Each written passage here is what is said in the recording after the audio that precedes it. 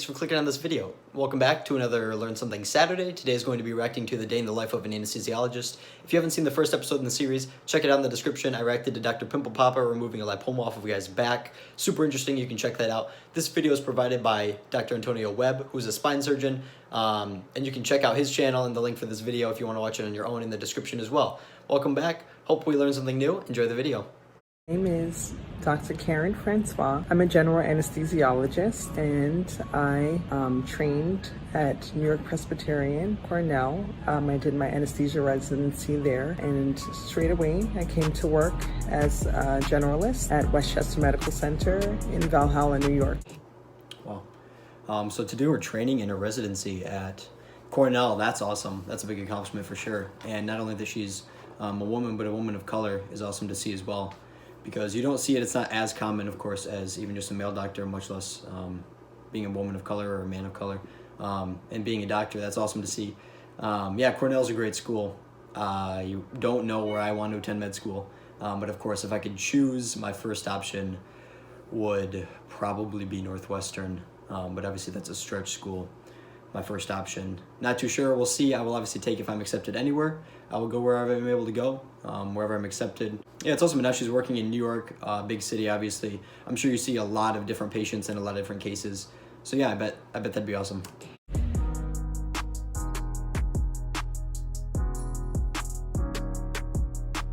I also want to point out how awesome Dr. Webb does editing these videos. He does drone shots, he does transitions, he puts background music. Very well done.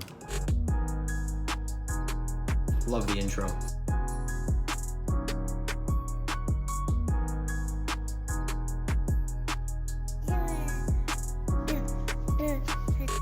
Good morning, everyone. I'm getting up on my day. It's about 5:15 in the morning, and I'm about to go get ready for work. Hubby's still sleeping, lucky for him. So I'm getting ready for work. I woke up like this. Yeah, I'm just gonna go check on the girls, make sure that they're okay. Still sleeping. Okay.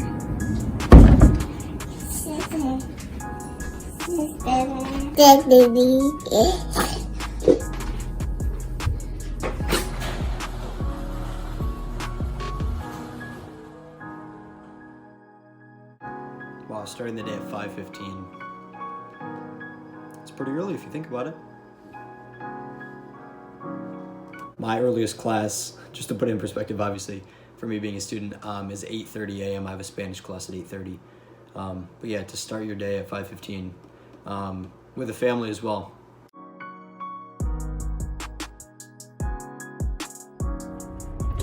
So I'm heading into work this morning. It's about 10 minutes to 7. I have a day in the ambulatory surgery center, which is a newly constructed building for our hospital. So we do a lot of short procedures and the patients go home the same day. So I have to go in and kind of set up for the entire day at once so that I'm ready and keep things moving.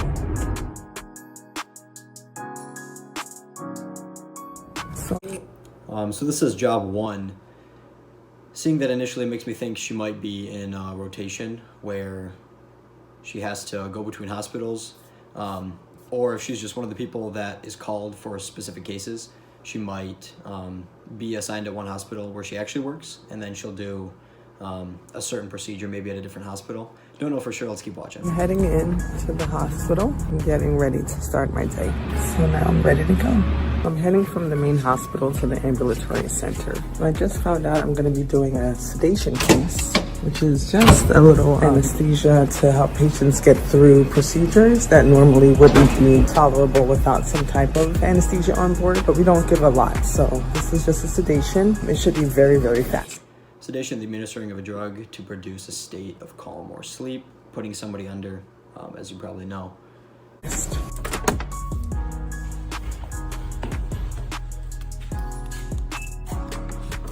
So I just found out my case is delayed, so that means it's time for you know what.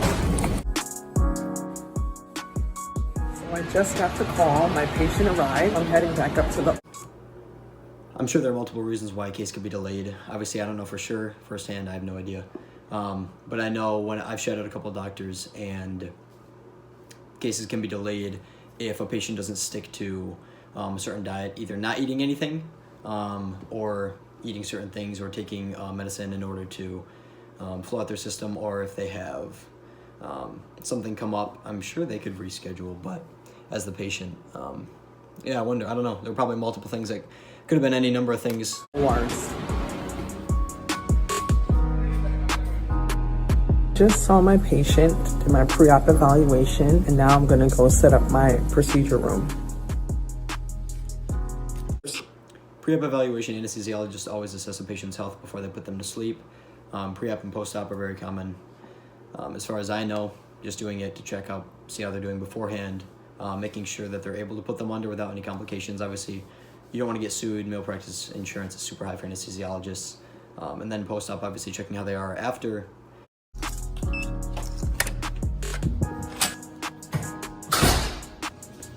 So I'm gonna go ahead and set up my anesthesia machine. Everything is off. I have to turn it on and check it and make sure everything is good. And I'm Hybrid OR operating room equipped with X-ray machines and CT scanner. gonna get into doing that right now. First things first, always put on gloves.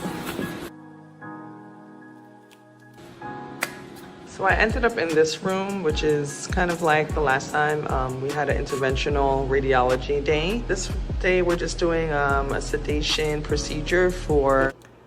That reminds me a little bit of the room where Dr. Cellini was doing some of his vlogs. I'm sure it's not the exact same room, but it looks very futuristic, high tech, of course, very modern.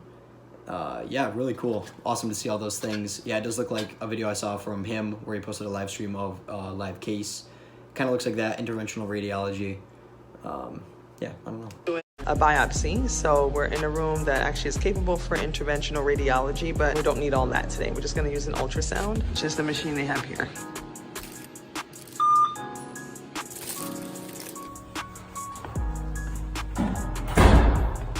So with the Da Vinci in the background, I'm going to start setting up for my case. There's really no need to put on your mask before you set up for your case, but I just feel like it adds a little bit of effect, so I'm going to do it.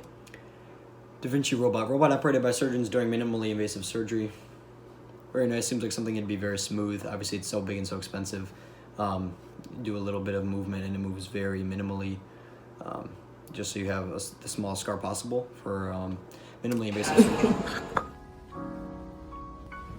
So I've been working at Westchester Medical Center as a general anesthesiologist for the past 5 years. I really love my job. I love what I do. I love seeing patients and taking care of them in their neediest times, and just being there, being a voice of reassurance and comfort for people who are going through surgery or having stressful, critical moments in their health. So to become an anesthesiologist, you need to do, aside from graduating undergrad, 4 years of medical school, as with every other doctor, 4 years of residency for anesthesia. So one of them is an intern year and the other 4 are your clinical anesthesia years, where you're learning the basics of anesthesia and then advancing upon that. After that, a lot of times it's very suitable to go ahead and start practicing as an attending anesthesiologist. Though there are many paths that you can take with fellowship training, which usually is about 1 extra year. So you can do a fellowship in cardiac anesthesia, pediatric anesthesia. You can do also training in thoracic anesthesia, pain and regional anesthesia, and that's acute pain or chronic pain. So there's a couple of other things you can specialize in if that's what you're interested in, and really broaden the types of anesthesia that. That's a lot of time to go to school, and a lot of money, obviously a lot of debt you can rack up. 4 years undergrad, 4 years residency, first year of intern year, and then 4 years. Yeah, so 4 years under, 4 years to get medical, your doctorate, 4 years residency, including 1 year of internship. And then she said you could obviously do fellow or specialization where you could do cardio, you could do thoracic, you could do pain management, pediatrics, something like that. Well, it's a lot of time. You could do up to 14 years. And I'm sure you could even do more. There obviously, if you want to either, I'm sure you could double up and do 1 year of each and something similar. So maybe not like pediatrics and thoracic, but maybe cardiothoracic is commonly heard together for cardiothoracic surgeons, I know. So I wonder if you'd be able to do both. I'm not sure if you could double up and then take even more time, obviously, but It's a lot of time. It's a lot of money. You can provide. So I find that being a doctor is a real privilege for me. Growing up, this is something I always wanted to do. So I'm really, really grateful for the opportunity to be living my dreams.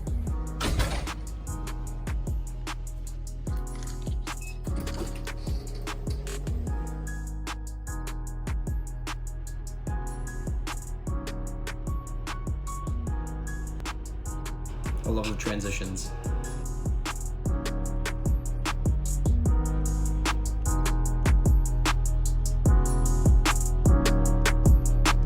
I have many inside me.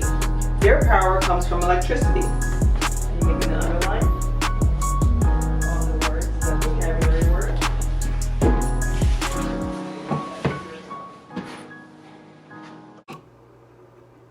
I understand now day or job 1 is being an anesthesiologist, job 2 is being a mom. She's got a family to care for, look after and support. Totally get it now. Oh, hello there. Don't forget me.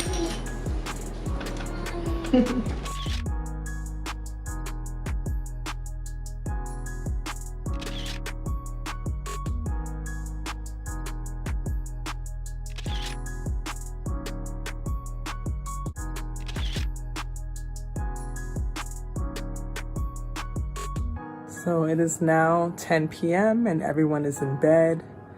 And now I finally get to go to bed as well. So good night, and I'll be doing this all again tomorrow.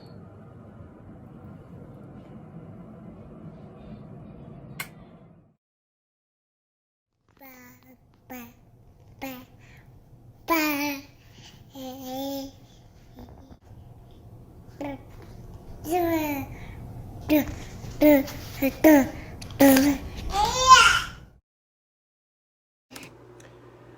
So that is the end of it. Honestly, it seems like kind of a stressful day doing the procedures of putting somebody under, but she seems very good at her job. She said she's done it for 5 years now.